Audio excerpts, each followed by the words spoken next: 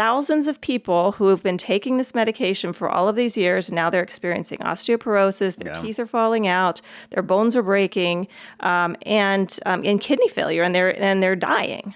Well, and the position that they're in when they're having to take this, right, is that they're being told that they have this lifelong disease that there's no cure to, that there's... they'll probably die and relatively quickly because any kind of infection can be problematic when you don't have an immune system. Yeah, and at the time, there's no other medication. No so choice. you have no choice, so you have to choose this. And you recognize all of these terrible side effects, but you have to go with it better back than against death. the wall. Yeah.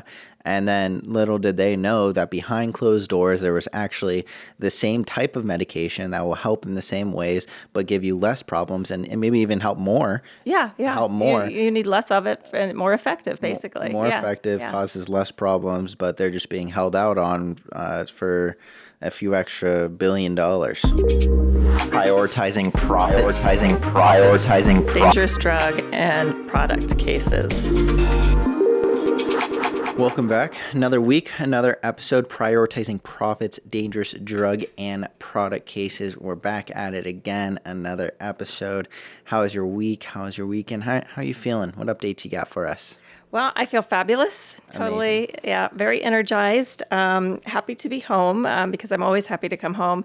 But I had just an amazing weekend, unbelievably fabulous weekend in Chicago. Had been looking forward to this trip for quite a while.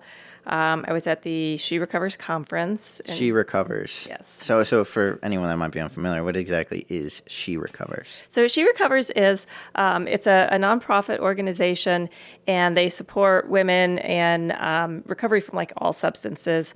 But for me and my friends, it's a great opportunity to get together and meet, hear fabulous speakers in an alcohol-free environment where we can just have fun and be ourselves and nice. Without alcohol. Yeah. Surprisingly fun. And in fact, one of the highlights was the silent disco, Silent disco. I mean, I've heard fantastic things about it. I think most festivals, music festivals these days, have a silent disco night or like an area where there'll be something like that. Everyone wears earphones, right? And there's music playing. And so if you're not wearing earphones, it's completely dead unless people are like kind of yelling and jamming some out, people do sing along badly to the songs. Well, so that's it. But there's actually 3 different stations. And so it's really cool because, lots of people like different types of music. You have different age ranges, tastes. And so there's 3 different channels. And one would be, kind of like maybe the 70s, 80s music that I'm really familiar with. And there'd be another one that's kind of more like 90s and I don't know what exactly, maybe some grunge stuff and all of that. And then there'd be like some hip hop and so you can see the light on other people's headphones. Oh, that's cool. So it's either red, green, blue. So what happens is, you might be dancing to red and you see, and you're singing Madonna Like a Virgin or something, and you see somebody else has got their red light on. So you're like, and you're kind of like, you lock eyes, you dance with them because you're dancing to the same thing. And it's just, it's really fun. And there were like 500 women there. Wow. And just very free and energized. And I mean, I danced my ass off. And I had sequins pants. Amazing. I had some fabulous disco sequins pants I wore. But I mean, we danced for like 2.5 hours. Jesus. Yeah. And it didn't end until it was like 12:30 or something, which is like way past my normal bedtime. And this is completely without alcohol as well. Yeah, that's the crazy thing. Yeah. And I mean, believe me, you would not necessarily, you would not know it. People were not reserved. They were not conservative. They were just dancing like there's no tomorrow. Like no one's watching. Isn't that the saying? Yeah. Well, and I hear this too, is that when you stop drinking, obviously because drinking kind of messes with a lot of chemicals in your head and gives you anxiety. And also when you go into social situations that are maybe a little anxiety inducing, when you're drinking or every once in a while, whatever, maybe you kind of automatically be like, oh, I need a drink to kind of loosen up. But when you quit, and I don't know if this is how you feel, when you quit drinking, it makes those events or those social interactions a little less anxiety inducing and kind of easier to deal with sober because you have more experience, there's more exposure, and that you're not going to have a drink. Yeah, I think so. I think it's like one of the big fallacies is that people think that alcohol relaxes them. Yeah. And if you really look at the science of it, that's kind of the opposite of what it does. I mean, maybe initially, but then your body releases all of this adrenaline to kind of try to fight against the alcohol that's in your system. And it overrides the alcohol, and you actually end up more anxious. Actually, it sounds, there's a better, I probably didn't word that exactly perfectly, but the reality is it actually makes you more anxious after about the first 20 minutes. But yeah, and when you're in one of these environments, it's just such a comfortable, it's all women, it's just very relaxed. Everybody's just comfortable being themselves. And so, you just dance like nobody's watching. You just dance like crazy, and it's, just very freeing, and nobody's looking at you strangely. And, we all maybe make some weird moves or something. Some people you're like, wow, that person's an amazing dancer. Nobody was saying that about me, but I didn't care. I was just like feeling, kind of like childlike, like. Yeah. Well, and I love the idea of there being different channels as well, and being able to see what channel someone else is on, because you have those interactions, like you said, where you see someone have the same light and you're both dancing. And you're like, yeah, let's go. And then maybe there's a song that on your channel that you're like, oh, this isn't great. But then you see someone really jamming out with a different like, color. What are they watching? What are they listening to? And you got to flip over. Exactly, then sometimes it's like, And then maybe you flip over and you're like, ooh, and then you go back. Yeah. That's awesome though. So, and how long was this event? So there, some people could go earlier. There was like for people who are in the business, who are counselors, therapists, that sort of thing, providers. There were a couple of earlier days, but I went Friday. I came back on Monday, but it was basically Friday through Sunday for the main event. And there was a big dinner and the keynote speaker. And the keynote speaker, who you might not know about, her name is Elizabeth Gilbert, kind of internationally known author, probably best known for her book, Eat, Pray, Love, that then became a movie starring Julia Roberts. Julia Roberts, love her. Yeah. Fantastic. It's definitely more geared towards women, but it's it's all about this self-discovery and this year off journey that she took, going from Italy to India to Bali, kind of to find herself after a bad divorce, and then ending a subsequent relationship. But very inspiring. And she's written some other books more recently, fiction. This City of Girls is a recent one, and then also Big Magic. So it seems like this event was very much her target audience when it came to books, and obviously people that would be very familiar with her, right?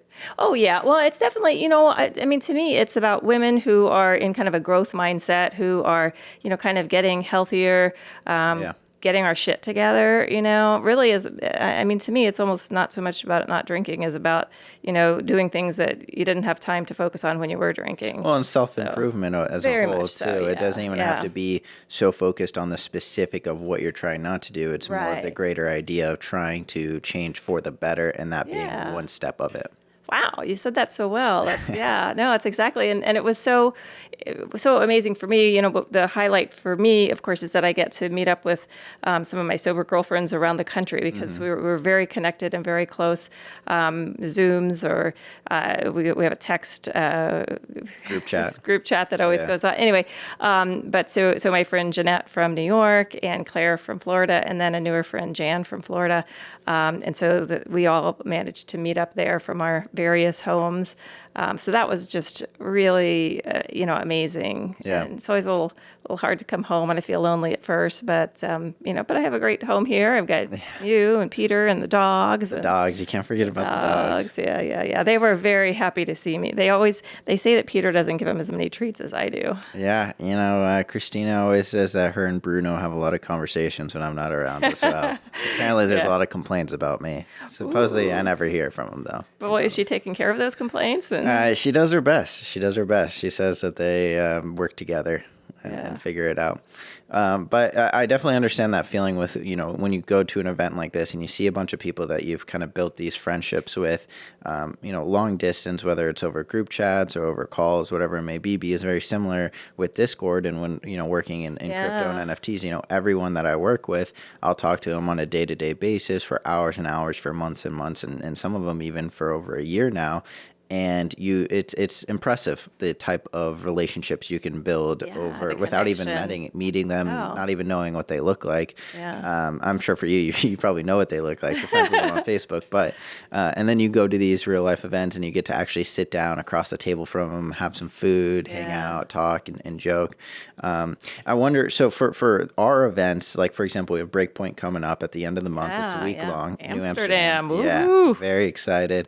But there's always events right before and right after, because the actual, convention itself is like Monday to Thursday or Monday to Friday.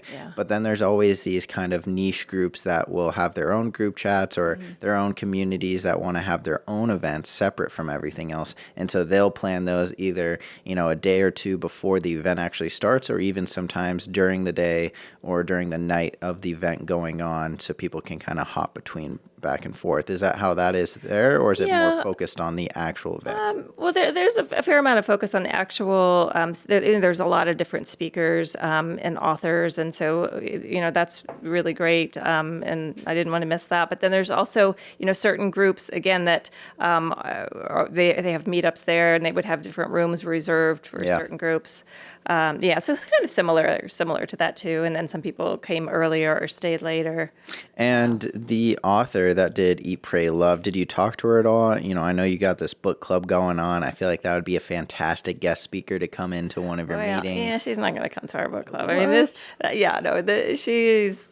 like the she's serious too hot shot. Big time. Big she's like deal. Major hot shot. And I didn't. Apparently, she was roaming around, and then I saw a bunch of people who got pictures with her, but I didn't see her until actually at the dinner, and so I couldn't just go tearing up over there. I did see her when she was kind of sitting at her table, and in fact, I even said to my friend Claire, I said, "Oh, should we go try and get a picture?" And she held me back, and that's probably just as well. I mean, I don't want to get too fangirl on her or anything like that. Yeah, there's a lot of people like that at crypto events too, just because there's like influencers and big Twitter people, and there's this one guy, his name's Big Brain Gaming, just Big Brain, Soul Big Brain, and he's got hundreds of thousands of followers, and he's kind of a hot shot, and you can tell whenever he goes to an event. I mean, he just gets swarmed, and so many people. And I always feel like it must be such a weird feeling, and I'm sure like movie stars probably feel this way too, right? It's like it's like all of these people coming up to you feel like they know you so well, but you don't know them at all. Yeah, and they could be weirdos and stalkers, and probably are. Exactly. I'm sure it's a little bit safer at your events. But. Yeah, I mean, I'm not too much of a weirdo stalker, and I resisted, and I held back. So I don't have a photo with her, but I took a lot of photos of her. Oh, well, see, that's kind of going against your idea of not being a stalker. I observed her from a distance. It was a public event. I was not sneaky about the photos. Well, it sounds like you had a fantastic weekend, and you're able to make it back in time for the show. Oh, yeah. Priorities. Prioritizing profits, actually. Prioritizing profits. Exactly. Yeah. Well, and then next week, I will be at MTMP. So, MTMP. Yeah, Masterworks Made Perfect. Masterworks Made Perfect, which I've been to. It's always a ton of fun. And where is this one at this year? The MTMP is always in Las Vegas. Always in Vegas. Yeah, it just bounces back between the Bellagio and the Wynn. Yeah. You're thinking of AAJ, where it's in different cities each time. Yeah. But MTMP is consistently Vegas, and Vegas is always fun. And for anyone unfamiliar, Masterworks Made Perfect is essentially a massive event that goes on more than once a year. Twice a year. April and October. And it's hosted in Vegas, and it's hosted by Jay Papantonio. Mike Papantonio. Mike Papantonio. Yeah. Okay. Papantonio and Rafferty. And it's essentially the hotspot for anyone that is doing mass tort, personal injury cases to go and find out anything you can. There's going to be service providers. That's where they give updates on cases, what stages it's at, what you can expect in coming months. It's kind of you learn about new cases and what kind of emerging mass torts and what cases you might want to get involved in. It's kind of pretty necessary if you're serious about this area of practice. And so we should be expecting next episode to be hearing some fantastic updates, some good news, hopefully, about current cases and maybe some updates on new cases that are coming up. Exciting for sure. Yeah, so. Some good content. Good content, always. Well, we'll be looking forward to that. Overall, that does sound like a fantastic weekend. I think getting out of Tucson's always a good time, and especially when you get to go hang out with some old friends that you haven't seen in a while, as well as see some famous authors and take pictures of them from a distance. Well, what about your weekend? My week, nothing crazy. I've been playing it pretty cool. Usually weekends we just kind of hang out, relax. We try to try new food every weekend. Fridays usually we like go out because we also want to watch our spending a little bit with Amsterdam coming up. We got to be cost efficient. I know I'm going to go all out. I'm always very irresponsible when it comes to. Not irresponsible if you've planned ahead. Exactly. But I always go a little crazy when there is big trips like that. So you got to make the most of it. Mm-hmm. And we leave Friday to kind of doing a nice little date night or going out and trying something. We've tried Korean barbecue, hot pot. And I love trying new food, and I love Asian food. So we always try new places like that. This week, actually, though, we tried wings. There's this new wing place we heard. And we got it, and the wings were solid. They're okay. They weren't great, but they were good. And then we got the fries, and I just don't understand this. I mean, I understand people's frustration with McDonald's fries, but they really are just so much better than a majority of other places. When you get fries and they are just soggy to the touch, there's no crunch at all. I don't know how these businesses can live with themselves. It's absurd. They can't be looking at these fries and being like, yes, I am proud to be selling it. No one wants soggy fries. Oh, that's really bad. Well, and I just don't, like new wing place. Wings are wings, kind of. You can. I disagree. And the seasonings on it and the sauces are very different. And then sometimes the wings, you can get some places where there's like tiny baby wings. It's like saying going to Wing Street where Pizza Hut wings is the same as Wingstop wings. Of course not. That's absurd. Well, I guess I'm just not a wing connoisseur, and I'm not a big wing fan. Of late. Disrespectful. I know. Well, I used to really be into them, and now it's like it's a bunch of sauce and barely any meat. It's overwhelming. It's a little overwhelming sometimes, but not the healthiest fare, we'll say. It's high protein. Well, so actually, this is funny. So Rick, my ex-husband, for anybody who had very bad eating habits, we'll just say, is not a healthy eater. But he would, when he was on a diet, he'd be like, "Oh, I'm getting the wings. It's chicken. It's low calorie." And I'm like, "Oh my God, it's like little slivers of chicken, drenched in deep fried and then sauce. There's like nothing possibly healthy about this." He's bulking. It was winter. He's always bulking. I remember he used to eat them too, and he would do this thing where it would just be like a full wing, and he would just throw it in his mouth and then clean it out, cartilage, bone, like everything, and just bring out tiny. It was insane. I was impressed as a kid. I was incredibly impressed because I was over here nibbling through, just making sure I was only getting the good, chunks of white meat. Well, I wouldn't really encourage that behavior, I'll just say. So. Anyways, we should probably get a little off track there. Yeah, we should probably get on to main topics. Let's get into updates on cases. Okay, updates on cases. Interesting development. We talked about the barred Powerport cases recently, and these are the ports that are used primarily for chemotherapy, but it can also deliver fluids, any other medications, and nutrition. And so this port that's implanted, and then the catheters that are attached. And these catheters were breaking down the material, the polymer that they're made out of is unstable. Mm-hmm. And then especially when they do this flush out with the alcohol, it can get little cracks and little notches, bad stuff. So anyway, they can break, they can migrate. And this is in your vein, right? Right. Yeah. Terrifying. Yeah, and then the other thing, because it has these little notches, it's very easy for bacteria to get in there and start a bad infection. Mm-hmm. And then you can just pour antibiotics on it, but because it's not like a smooth surface and there's these little notches, the bacteria hides in there. Well, it hides in there, and so of course there's no blood flow there. So the rest of your body gets the antibiotics kill the infection, but then as soon as you stop the antibiotics, it's sitting in that little notch, pops back out, and the infection. So it's really, really hard to control. And of course now you're also dealing with people. Again, primarily it's people getting chemotherapy, so they're already immunosuppressed, very dangerous, horrible infections. Fatal at times. So big problems with these, fracture, infection, thrombosis. And so the update on this is that it has been consolidated into a multi-district litigation, and it's consolidated in the District of Arizona. Wow. Right. I mean, that hardly ever happens. I think the last thing that was consolidated here were the IVC filter cases. So this happened in August. The judge is really wanting this to be on a fast track, has told the both sides that he wants this thing resolved by September of 2026. Why is that? Why is he so? He's a hard ass, I guess. He's like, I don't want to spend my life doing this. We're going to move this thing quickly. And again, it's in the defendants, the manufacturers, the pharmaceutical industries, their best interest to drag this out to, if they're going to have to pay to keep the funds in their coffers as long as possible.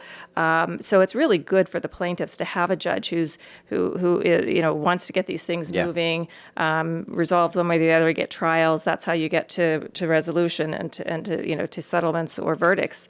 So that's really exciting. And does that have anything to do as well? Because you mentioned a lot of these victims are chemo patient, users as well. So I'm assuming if they are on chemotherapy, a lot of them have cancer, and so their life expectancy is probably shorter than most. Does that play a role into the judge's desire to kind of fast track this? It's a really good question, and I don't know the answer to that. To be somewhat on the optimistic side, a lot of the cancers, are very treatable with chemotherapy. So, for example, if you think about breast cancer, and especially, if you catch it early, the survival rate is super high. I don't know what the numbers are. So, and you can use these for other, other purposes as well. So I don't know, but I could see that could be an argument that that was made, and it could be a strong argument. There are a lot of these out there. Apparently, 300,000 a year are getting implanted. And the other thing is that it's like the main product. 70 to 80% of the market is this product. Wow. So if you had a port implanted, it probably was this port. So if you're wondering, if you're like, hey, I had this thing, I did get a bad infection. I wonder if it was that product. And again, we can always find that out, get your medical records and determine that. But the odds are that it was. It's not like there's a gazillion of these things out there.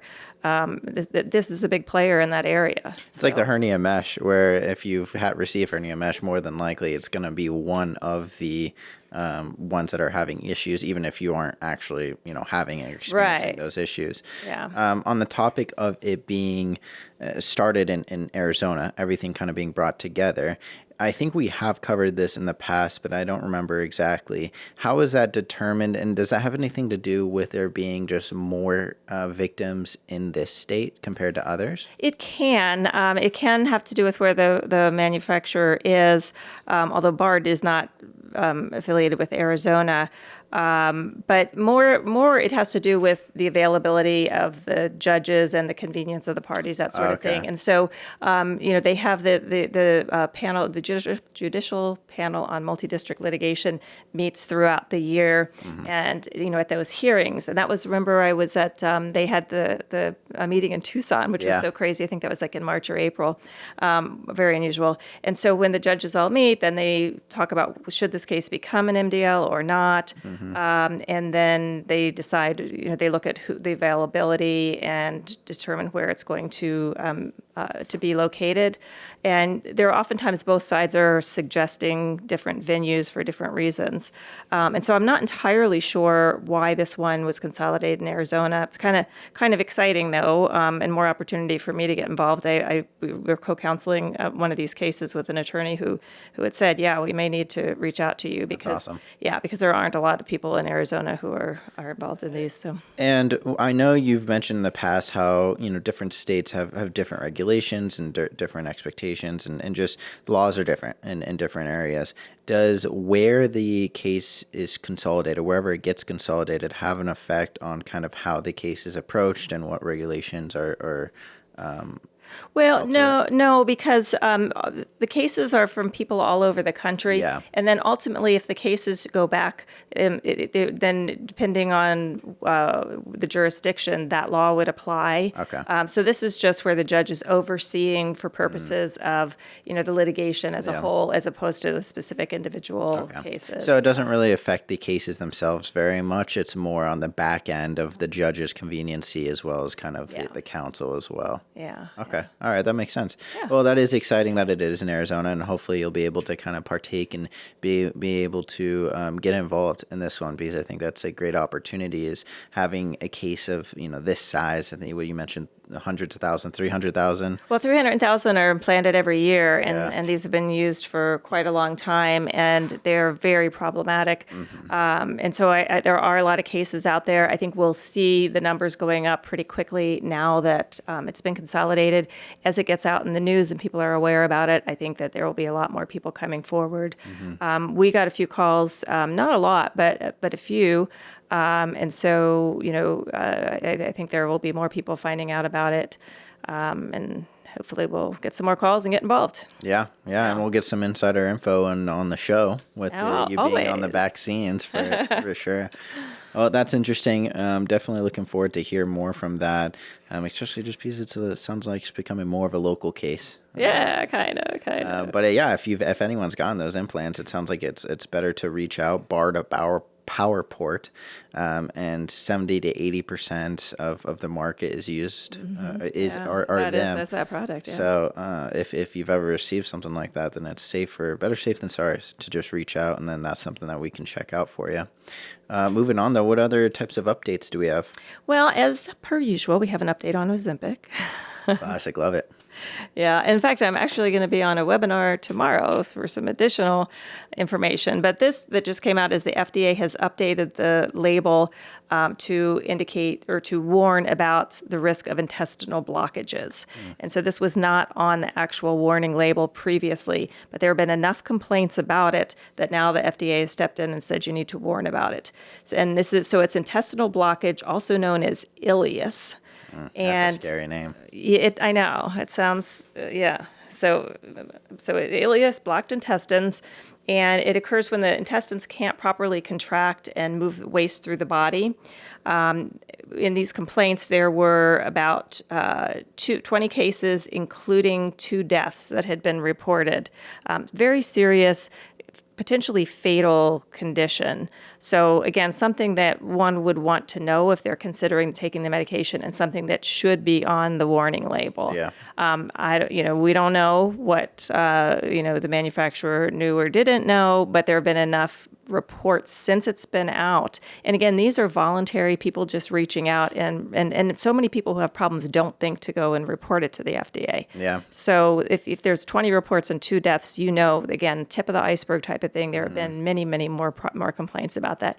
And again, just another thing to consider if you are considering this medication, and to watch out for any symptoms of it, because it's very, very serious, and you would need to get treatment right away. Yeah, I mean, I think that's just the idea of, one of your internal organs not working as well as it should have and not doing what it's supposed to, especially something as important as what is it? The organ is getting the shit out of you. Yeah, getting the shit out of you, exactly. The shit stuck. The toxins and all the bad stuff that you eat out of you, it can't get out. Yeah. And I think it's good that they are insisting that it is put on the warning label, and it doesn't necessarily say anything towards the manufacturer having known anything about it. We don't know. I mean, I'm always suspicious. Of course. I'm always suspicious, but... Yeah, you got to be suspicious, but it's good that they are recognizing that it is a risk and it is connected, and putting it on the warning label so people do know, and as well as people that have already had this issue, like you said, tip of the iceberg type situation is once it goes onto the warning label, maybe next time they get their prescription or next time they see it, they realize, oh, wow, this is an issue I've been having. I didn't think it would be connected to this, but it is. Well, and with it on the warning label, then the doctors need to be telling their patients about it as well as one of the risks of the medication when they're making that determination as to whether this is the right medication or not. And keeping an eye out for it if it has happened or it does happen. Yeah. Well, and knowing the symptoms, and those would include like bloating, abdominal cramps, constipation, nausea, vomiting, those kinds of things. Not something to ignore. No. Yeah, if you're on this medication, you don't want to delay. I mean, again, it can be fatal, has been fatal. Mm-hmm. And I mean, for the way it's being used too, right, is going back that it generally, a lot of people that have been misusing it has been cases where they're trying to lose quick weight. And this is a terrifying side effect that I think a majority of people would probably rethink that usage if they realize that it would just shut down, their... Hopefully. I mean, people, it's losing weight is people get really desperate about it. I mean, they're willing to take a lot of risks. I mean, if you think about a lot of the different diets and just things that people do, they're dangerous, scary. So. Yeah. I mean, and we've seen that with a lot of the supplements. I think we've talked about not necessarily these, but how there are certain supplements that don't have to go through FDA approval, like pre-workouts, dietary supplements, exactly. Yeah. And so those are the ones that usually people are kind of looking for a quick fix on. You can go to One Stop Nutrition, GNC, and pick up anything that doesn't really have much oversight on it. Well, and they're not really what their claims of their advertising, they're not really monitored so well either. And so they're telling you all of these wonderful things that are going to happen about losing weight and being all virile and all this kind of stuff. And well, and GNC too, I hated going there because they get sales commission for everything that they sell. And when you walk in there, you can feel that. You can feel that motivation. As soon as you walk in, boom, you have a sales guy walking up to you. It's like at a new car parking lot. You're immediately getting pushed some new products and you don't even know what you're being handed, but you're being pressured into it. And I mean, I get overwhelmed. Pretty easily. So good to keep an eye out for that. But we can go to the next thing, cases that we are currently handling. Yeah, so cases we're currently handling. One of them, the one we're talking about today, is actually kind of the perfect example of the title of our podcast, Prioritizing Profits. Mm-hmm. And it's a new and different type of case. It's a different argument. Usually we were complaining about, you didn't warn about this problem with the drug. And this is a situation where the manufacturer created a drug, and it was a blockbuster, drug, and it was critical. So it was the first HIV medication, and there was nothing on the market before that. People were dying. Yeah. So in 2001, Gilead created the first medication that was under the name Truvada, but the main active ingredient is a drug called tenofovir.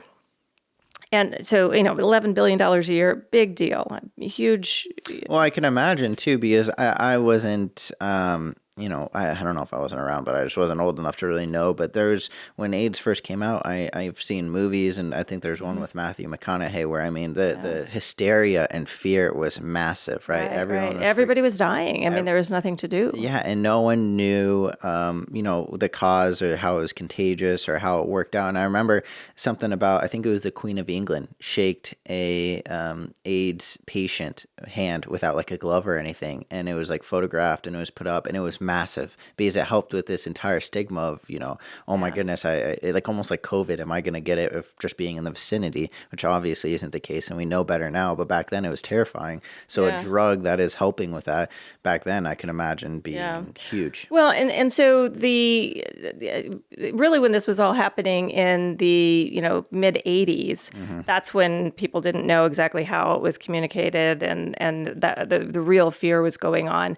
And then by the, as it progressed, people realized that it was not shaking hands, hugging people, being around people. It was not communicable in that manner. And it was, basically, blood transfer type of situation. But even so, and then the laws came up. I mean, I was actually really involved in that. I don't even if you know this, back when I was in law school, my first summer job was for the AIDS discrimination unit in New York City. Yeah, because the discrimination was so horrifying. And so this would have been, I graduated in 88. So this would have been around 85, 86. And so, there was a lot of hysteria, and New York and San Francisco were like the centers. I mean, that's really where it was just devastating people in the city, and just horrible discrimination. People couldn't go to dentists. They couldn't go to doctors. They wouldn't be seen. Anyway, so I was actually involved in that, and actually some of the protests as well. Yeah, walking the streets. Well, Well, we did do this one protest. Actually, it was on tax day, and we all sat down in front of the main post office and blocked traffic so people couldn't drop off their tax returns. Yeah. So I was quite the activist, so the AIDS activist. So anyway, so in 2001, this is quite a few years later, finally a medication comes out. So everybody's very happy about that. And there are some pretty serious side effects, and 2 of them are kidney damage and bone damage. But bone damage. Well, like osteoporosis, fractures, tooth loss, some serious stuff. That's terrifying. I mean, I feel like if there's a drug that is, attacking your bones or causing issues with your bones, that's like deep in there. That's yeah. Well, and kidneys too. I mean, you can't live without your kidneys. Yeah, but I mean, you take ibuprofen too much, and that can affect your kidneys. There's not much that can mess with your bones. Well, they're both really serious. But of course, people are like, well, I would rather take these risks than die, and it was the only alternative. So again, it was huge, $11 billion a year. The issue with this, though, turns out that there's 2 different types of this tenofovir. One's called TAF and one's called TDF. And TDF is the one that was in this original medication, which is tenofovir disoproxil fumarate.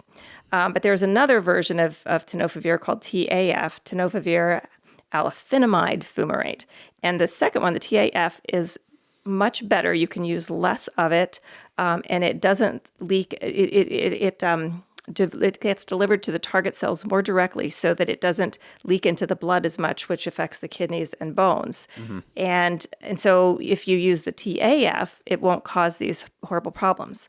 Well, they figured this out. So 2001 is when they come out with the first one, the Truvada, which is the TDF. Mm-hmm. By 2002, they've figured out that this TAF would not cause these problems. Yeah. And it's a year later, so they've already seen these big bucks hit in their bank. So it's a year later. So, and they basically could have had that one to market by 2004. But what they decided to do was they were like, well, wait a minute. We have this patent, okay, and the patents last for 20 years. But by the time you get it to market, some of that time has been eaten up, okay? And once the patent's over, then it can become generic and all these other companies can start selling it. Yeah. And the price drops hugely. I mean, for example, right now, the generic for Truvada, because it's generic now, $400 a year. Mm-hmm. And their current TAF, $26,000 a year. Oh my God. Yeah. So here's the thing. And this is exactly the prioritizing profits. What they decided to do is they said, you know what, we're going to ride out the TDF until it's about out of patent. And then when it's about out of patent, boom, we're going to come up with this other one. And that's going to now start its patent running. And so we can keep making this money. And then we're going to say, whoa, this is so much better. Yeah, everybody else can now have a generic of this one. Oh, it's going to cause bone damage, kidney failure. But we've got this great one that won't. Oh, my goodness. I mean, so this is like... it's evil. Yeah. It's really evil. And here's people, again, people already immunocompromised, and now you're taking out their kidneys and their bones. But I mean, it worked. And it's actually a term called product hopping. So companies will do this sometimes. Mm-hmm. Again, they want to write out one patent and then whip in at the very end of that patent, come up with another new great product that's on their patent. Well, and it's the fact that it's a term, right? Like it happens enough to where someone has come to the side, took a step back and be like, okay, this is happening enough. We need to actually come up with a specific word definition to use so we can describe it with how often it happens. So we don't have to use a lot of words explaining it because it's just going to happen again and again and again. So in this situation, that the TDF product, the Truvada, and there's several other ones we'll go through, but that was going to expire in 2017. So then they get the other one ready, and in 2015 they whip out the TAF product, and so they have time for the doctors to start switching it over and that sort of thing. And now that patent won't expire until 2031. So they would have been done with their patent, and everybody would have had access to this medication, life-saving, not as harmful, and for reasonable prices. Mm-hmm. But no, Gilead's going to make, Another billions and billions and billions. So thousands of people who have been taking this medication for all of these years, now they're experiencing osteoporosis, their teeth are falling out, their bones are breaking, and kidney failure, and they're dying. Well, and the position that they're in when they're having to take this, right, is that they're being told that they have this lifelong disease that there's no cure to, that there's... they'll probably die and relatively quickly because any kind of infection can be problematic when you don't have an immune system. Yeah, and at the time, there's no other medication. No so choice. you have no choice, so you have to choose this. And you recognize all of these terrible side effects, but you have to go with it better back than against death. the wall. Yeah. And then little did they know that behind closed doors, there was actually the same type of medication that will help in the same ways, but give you less problems and maybe even help more. Yeah. Help more. You need less of it and more effective, basically. More effective, causes less problems, but they're just being held out on for a few extra $1 billion. A lot of extra $1 billion. Right. And so what I was saying is that it's a different kind of lawsuit, because what they're saying is, we're not saying that you didn't warn about the problems with this drug. We're saying that you had, and you knew that there was a better, safer alternative, and you purposely, intentionally decided not to sell that one to keep doing this for money. And so there was a big issue about whether or not these cases were going to be able to go forward, because it's a novel legal theory idea. And so the update is that they were filing motions for summary judgment and trying to get it dismissed.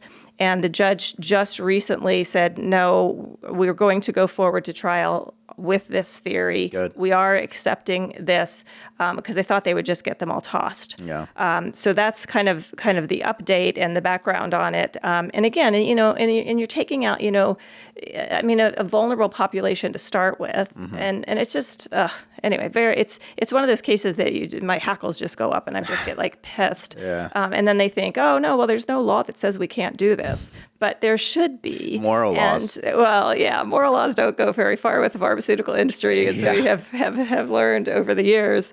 Anyway, so the cases, there's about 26,000 cases out there between state and federal lawsuits. These are cases actually so the litigation started in 2018, and big delays, of course, because of COVID. And these are cases actually that we have kept in-house, that we are handling, have been handling since the very beginning. But these are cases that actually we still can take new clients. It's not closed.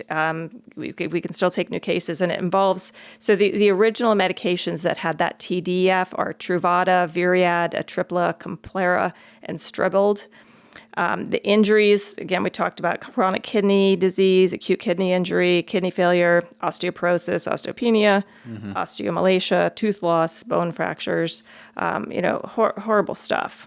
Well, and it's just so crazy, too, thinking that they had this better medication and it was ready. It was essentially ready, right? It wasn't exactly ready, but I mean, they could have gotten it to, basically, I think the timing from what the documents show is it could have been on the market by 2004. And instead, it didn't come out until, was it 2017? Yeah, so they just all of sat those on years. It for over 10 years, just letting people kind of like 13 years, right? Continuously take this worse drug that causes more problems.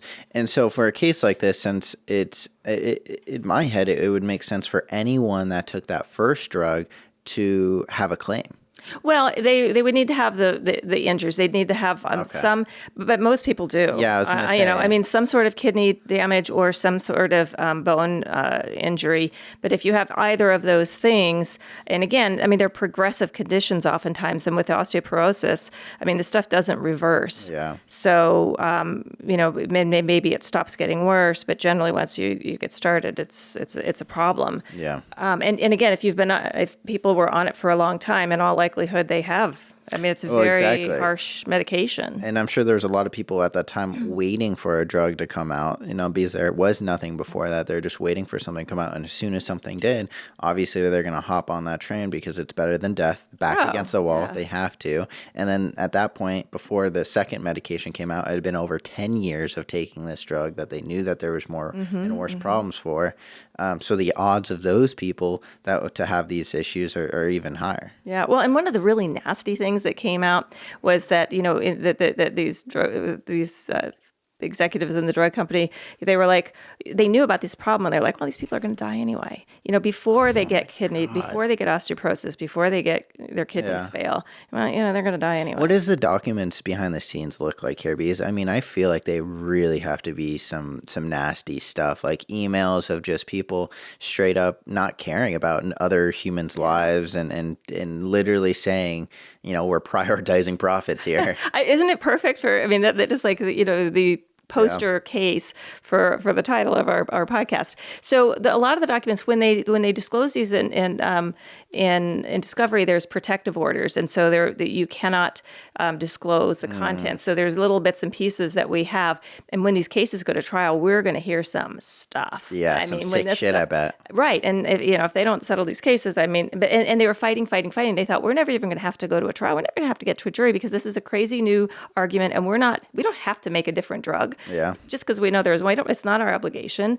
We can, and so they thought they were going to get away with it. Now they're not. Now we're going to move forward. There will be trials. And I think, like you said, there's going to be some crazy stuff. What we do know, the little bits and pieces that we do know are bad enough. Yeah. So I think it's going to be some crazy stuff. Well, and it's an interesting argument on their part is that we aren't required to come up with a better drug.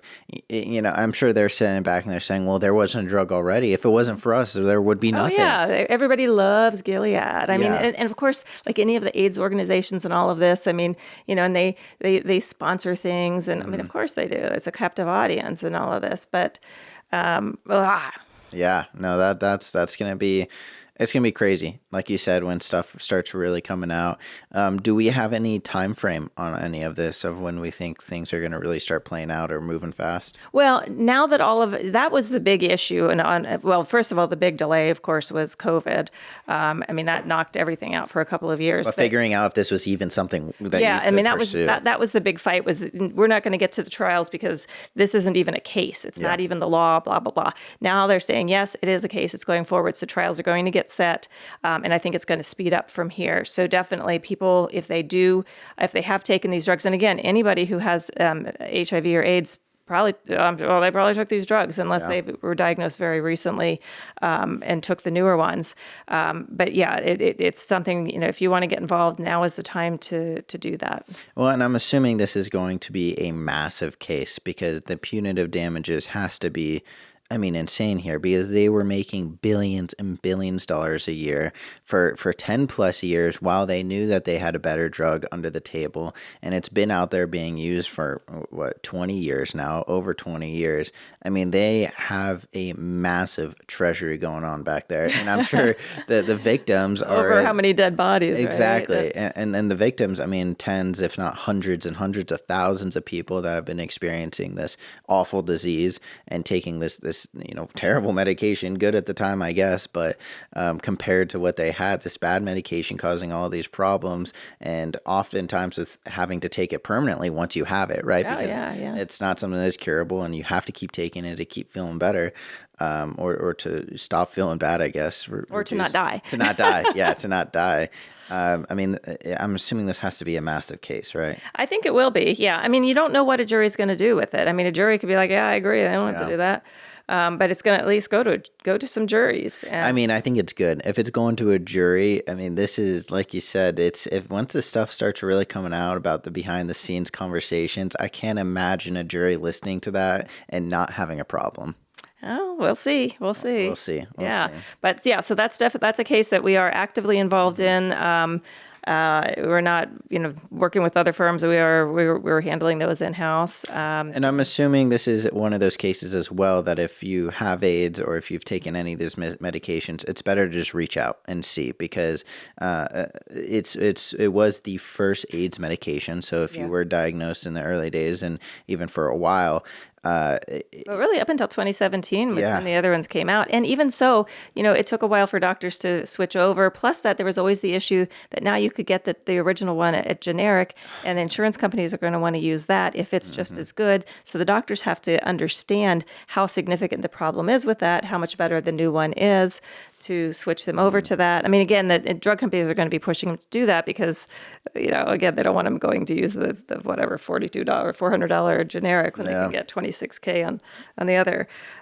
Yeah. So just very recently were these new ones even available?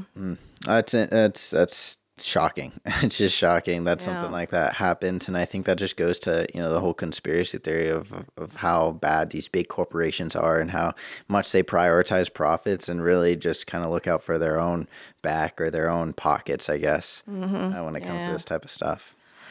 Yep. So, and I guess just one last thing about that, if you haven't had a bone density test or a DEXA scan, or you've been on these medications, you may not even necessarily know. I mean, so it might be a good idea to get tested. Yeah. With kidney conditions, you probably would be more likely to know about it, but some people don't have any idea. Yeah. And women are always given these DEXA scans, usually after about age 50.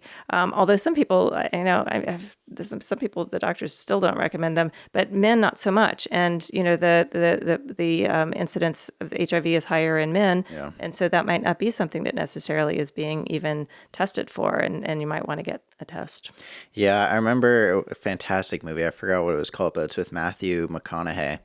Oh, is that the one where he would go to like Mexico to buy the medications? Yes. He was a cowboy and he got AIDS, and then he kind of started his own back shop. To get the medications going across the border. Yep. I can't remember the name of it, but and it was super illegal because he was providing it for like a tenth of the price that anyone else was getting it, because there was a lot of people that just couldn't get access to it. Right. Either they didn't have the money or there wasn't enough, and so he was kind of doing this back shop sales of it. Fantastic movie, amazing. It definitely opened my eyes to the whole problem, because like you said, it was happening in the 80s and really coming up and getting figured out in the 90s, and before my time I didn't know anything about it, so it opened my eyes to it. Highly recommend that movie. And then even with Straight Outta Compton, Eazy-E, who is this massive hip hop figure, and then he got diagnosed with AIDS, and it was something where it was still in that kind of phase of no one really knowing how people got diagnosed or what it meant and everything that came along with it. And so having this prominent hip hop, very masculine figure that's already in the limelight get diagnosed was massive. Yeah. Well, and Magic Johnson, he was probably one of the first, heterosexual. Mm-hmm. Yeah. True. Big stuff. Big stuff. Definitely going to be interested in hearing more updates on that. And I really can't wait to see kind of these documents that come out, because I think it really speaks to the greater problem that we try to address every week on this show of kind of you can't have blind faith in the system. Can't have blind faith in the pharmaceutical companies, as much as they like to seem like they're there for the greater good and for your benefits. Clearly, there's cases like this where if there's enough money in it, then your benefit and your well-being takes a back seat. Unfortunately. Well, I do want to make sure we get down to interesting cases in the news. It's something that I definitely look forward to, but we will be touching back on the HIV medications and everything going forward as well. Absolutely. Well, the top case in the news that stuck out for me, since I am on my way to Vegas on Tuesday, is a case involving a rogue roulette ball. Roulette ball. Yeah. At a casino in Las Vegas. And the casino dealer, you've played roulette. I hate roulette. They're just like the least fun game to me, but... I don't know. I kind of like it because you just leave it up to chance, and you can't get angry at anyone or at yourself. Sometimes with blackjack, you'll hit or you don't hit, and you think, oh, fuck, I should have. But with roulette, it's like, it's no one's fault except your own. Or except the dealers. But it just feels like the odds are horrible. And this actually comes from somebody who did just buy a Powerball ticket for that $1 billion. Oh, yeah. So clearly I'm not... I should do that, actually. That's a good idea. Well, if the drawing's tonight, I think you're going to miss it. Or maybe, I don't think you're going to get out of here in time. But if nobody wins, you can do it for the next one. Anyway, clearly... Clearly, I'm not completely with the odds all the time, but in this case, so the dealer like kind of throws that marble in there, and it bounces. It's moving fast. It is moving fast. So I guess he like threw it in there really hard. It bounced out, and it struck this woman in her eye. I knew it was going to be an eye thing. It's always an eye. I was hoping it was like a tooth, maybe. Well, a tooth might not be, lawsuit worthy. I mean, maybe. Maybe if she's a model, that's a money maker. You get a dental implant or something. Well, they better be paying for that dental implant. Well, I better be playing for this eye. Yeah. So yeah, it came flying out, hit her in the left eye. She had instant pain, taken to the hospital, and says she's lost the ability to see clearly. So anyway, the lawsuit has been filed. See what happens. I mean, I think that's pretty clear that, one should, there's no warning saying that you need to wear protective eye gear while you're gambling, is there? I haven't seen it if there is. Yeah. I'm sure that's against their protocol as well as a dealer. Yeah, well, you can always wear those things like in poker where you don't want people to see your eyes. But I mean, it's not like you're trying to, when you put your money down at the roulette table, it's not like you're trying to hide. You're not trying to bluff anyone at the roulette table. No bluffing. Hey guys, I definitely don't have a chip on red, all right? Don't worry about it. That's insane, and I mean it's almost terrifying too, because like you said, it's just not something you would expect, Well, yeah, it's like it would never cross my mind that it's like dangerous and I could be blinded while playing roulette. But I mean, like I said, I don't play roulette, and I guess, well, and even like at craps, I'm thinking because blackjack, it's going to be really hard to get injured during that. Paper cut, you never know. Those really sharp cards. Yeah. And although sometimes they don't even let you touch the cards, I was going to say, which case, depending, on some of the casinos. And in craps, I mean, those little dice, but then again, you're letting drunk people throw those things. And some people huck them. Well, that's true. Yeah. And sometimes they do go flying way out of the... Well, I'm interested to see if there has to be obviously a video of it because it was in a casino, but I wonder if that ever gets released because, as awful as it is, I would love to see just how the hell does that ball hit the table and go flying and at what... magnitude speed. This thing must have given catching some serious speed to be doing that type of damage and fly that fast out of there. Well, like you said, there is a video because everything is video. Yeah. It's on video in Vegas. So I'm sure there is a video. And once the discovery happens, so this just got filed. Once the discovery, they have to exchange information. That's one of the first things that's going to get turned over is a video. And this kind of comes up with like what we talked about last week with the drive-through, the Jack in the Box.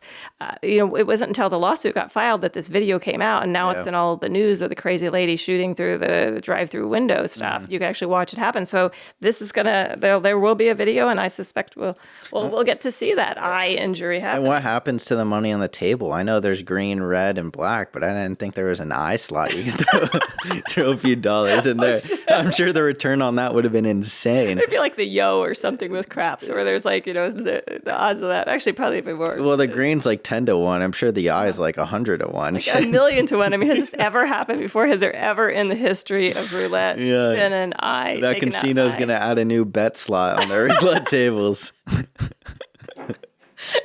Well, why limit it to the eye? So it's going to be right eye or left eye? Right eye. Well, red or black, no, right? Exactly. Right there's an eye slot, and then you can choose which side, and the multiplier on that's even higher. But you got to wear protective eye gear if you're going to. People are going to be leaning over the table. Oh, no, please, no. And they get the 100 to 1. Boom, just like that. Easy money. Sure, you lose an eye, but... Oh, my gosh.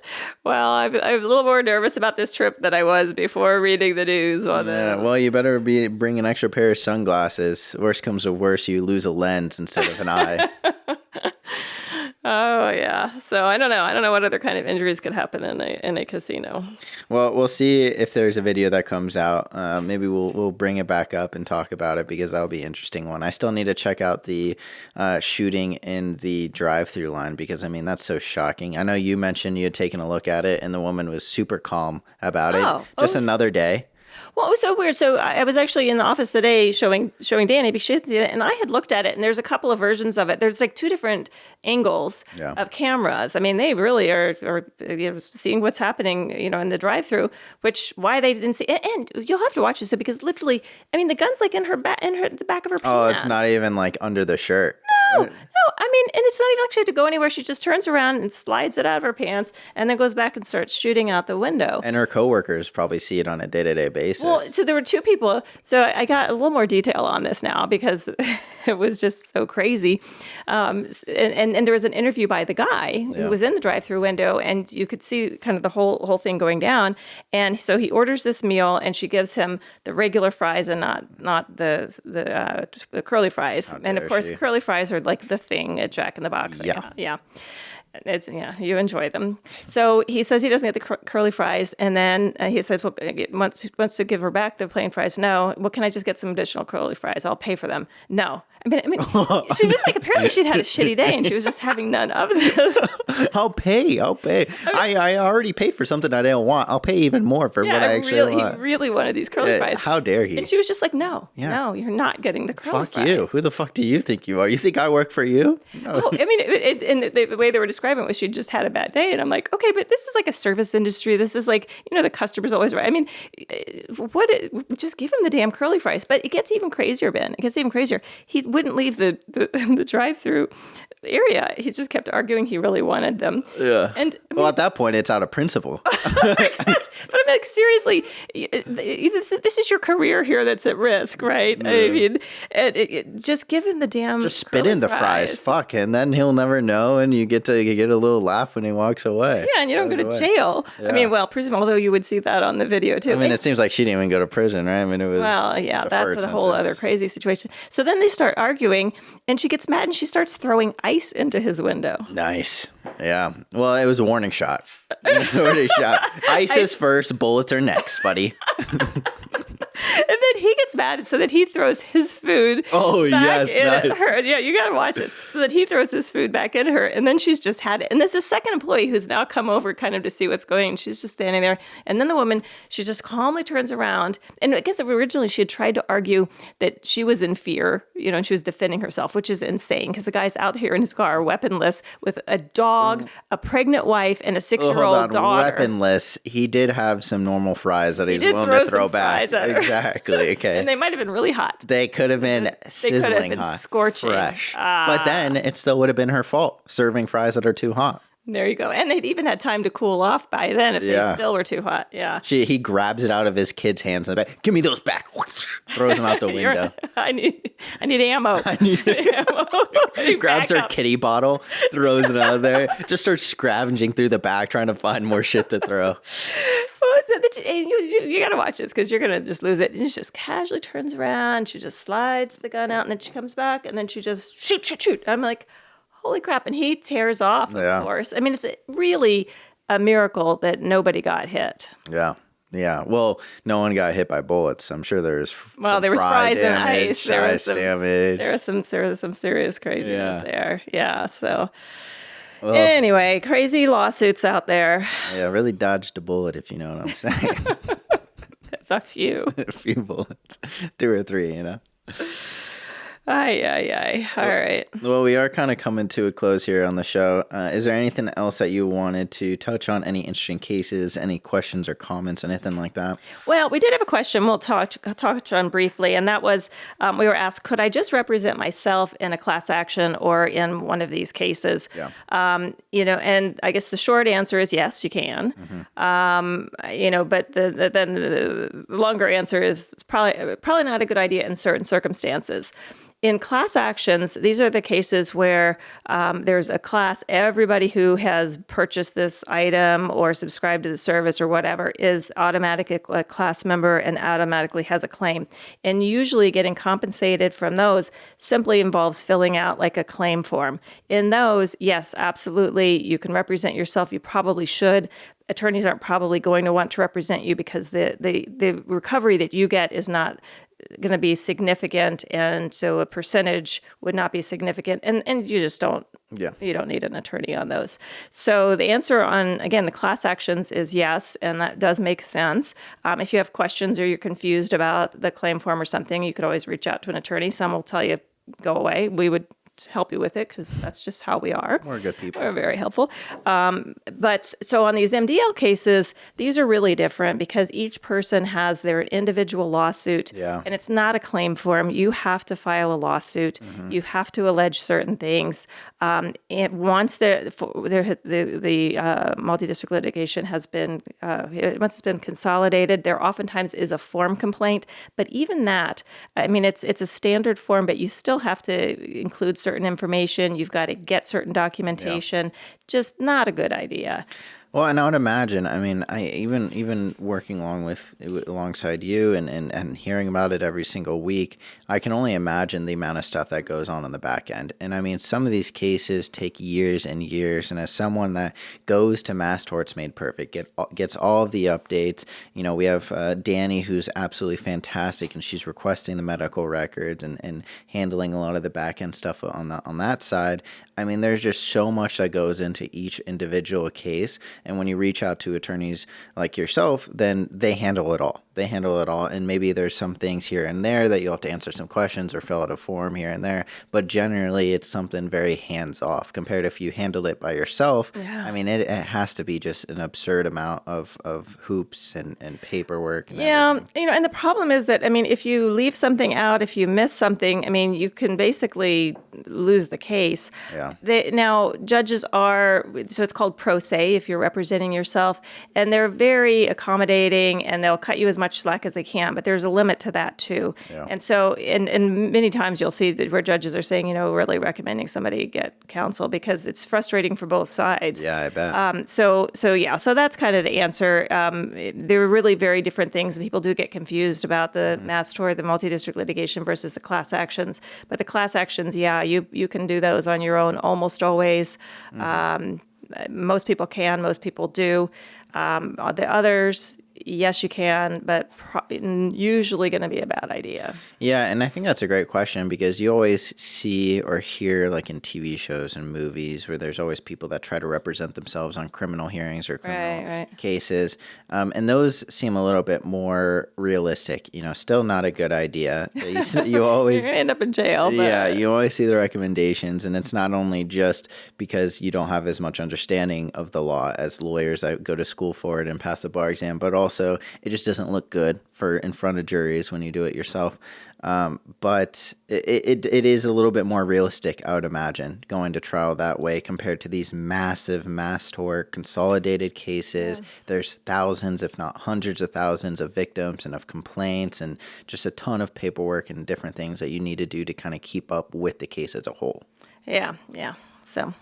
So that's my answer. So yes, it's possible. However, it's still highly, highly recommend to reach out to an attorney. And it makes not only your life easier, but it also makes the other side and the judge's life much easier as well. Just kind of putting everything in that bucket. And it just seems good all around. Yeah. I mean, I'm not going to fix my own car. No. I'm not going to.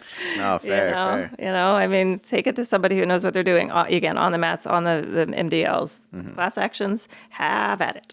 And we're always happy to help with whatever it is. I mean, even if it is a class action, even if it is an MDL that you want to handle yourself, if you have any questions or concerns, feel free to reach out to us. I mean, tripping over my words, already getting a little late.